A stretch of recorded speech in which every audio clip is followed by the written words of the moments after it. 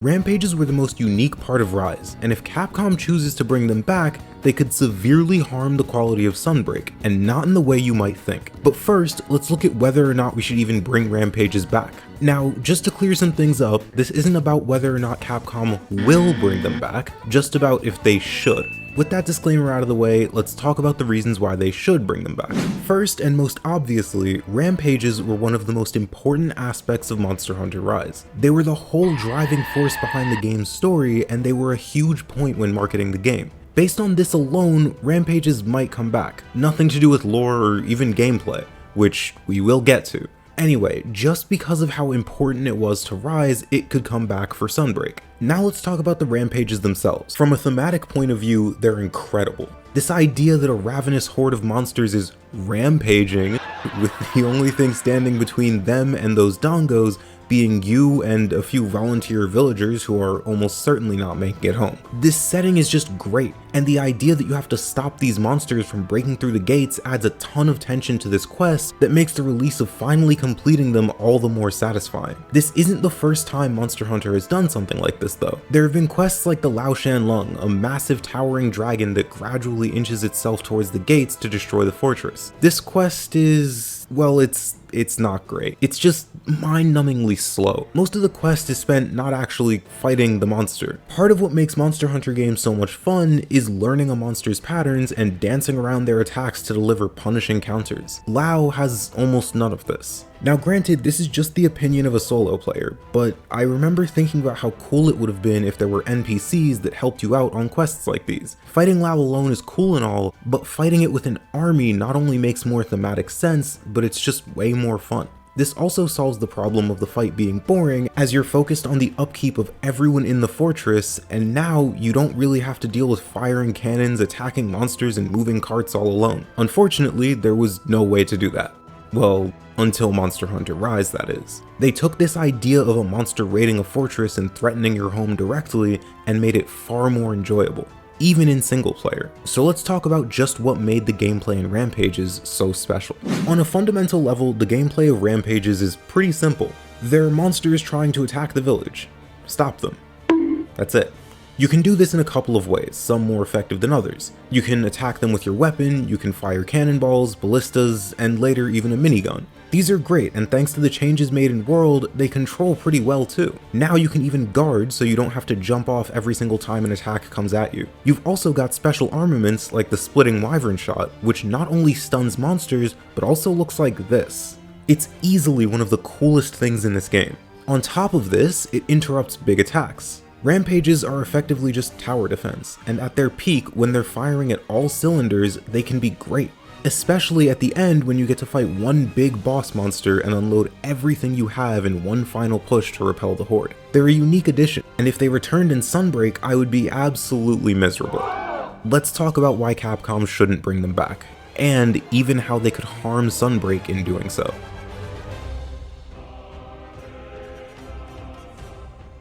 Rampages are the most fundamentally flawed part of this game. Now, I did briefly mention this earlier, but it's worth reiterating. I like playing games like this solo. That's just the most fun way for me. These Rampages, however, are very clearly designed with multiplayer in mind, and while I don't think that changes much when it comes to the arguments I'm about to make, I feel like it would be a bit disingenuous to exclude that kind of information. With that out of the way, Rampages are a bit of a mess. Ballistas and villagers aren't the most consistent options, especially since villagers either can't stun monsters or they simply choose not to intensify the player's suffering. The range of ballistas also isn't great either. Part of this is because my aim is similar to that of a blind monkey with 2 broken hands, but it's also because hitting ballista shots from too far away is a bit of a tall task. You've also got these monsters that go straight for the gates and entirely ignore everything else. You have to stun them to stop them, but again, the villagers can't do that, and you've only got 2 chances to hit the head and stun the monsters.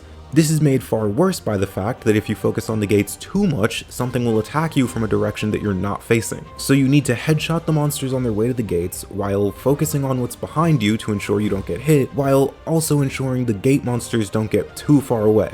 But Rampages are so much worse than this.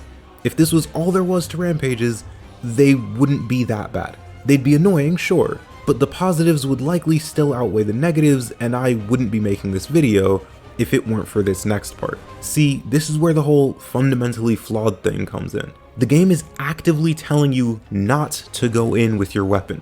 It doesn't deal as much damage as ballistas and cannons, and it can't stun nearly as fast. The only way to deal enough damage with your weapon is to wait for a counter gong when the game tells you to go into a pile of monsters and get absolutely pummeled, since there's no way to dodge everything and land hits. And this is why I say they're so fundamentally flawed. The idea of there being this many monsters on the screen just doesn't work in a game like Monster Hunter. To me, the best part of Monster Hunter and games like it is learning the patterns of my enemies and countering them by exploiting openings. When there are this many enemies with attacks that reach this wide, it's impossible to find those openings and punish. Rampages effectively take away the best part of this series by forcing you into a position that just isn't fun in favor of an actual interactive, enjoyable hunt. As a result of all of this, I genuinely don't know how to fix Rampages.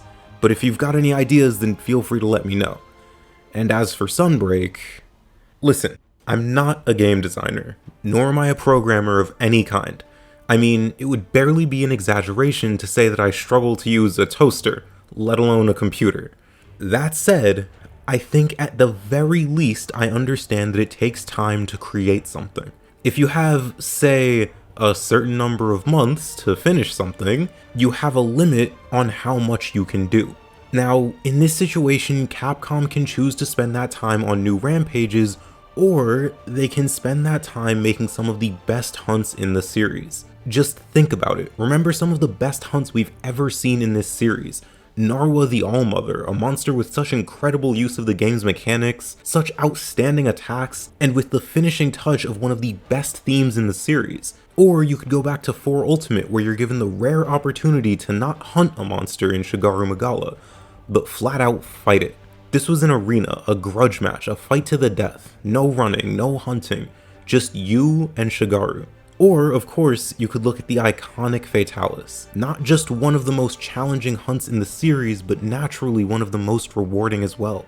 Capcom has the ability to either make more Rampages and improve on a formula that might not even be possible to fix, or they can work on making cinematic and mechanical masterclasses in some of the best bosses I've ever seen in any game. Gimmicks don't make a Monster Hunter boss special. Adding more monsters on the screen doesn't make the hunt better. The only way to make a truly excellent boss fight is to focus on what has and always will matter the most. Just focus on the monster and make it as extraordinary as you possibly can. Now, like I said earlier, Shigaru is one of the best monsters Capcom has ever made, but what if I told you he may have to compete with another form just to get into Sunbreak? Well, that's what this video is about.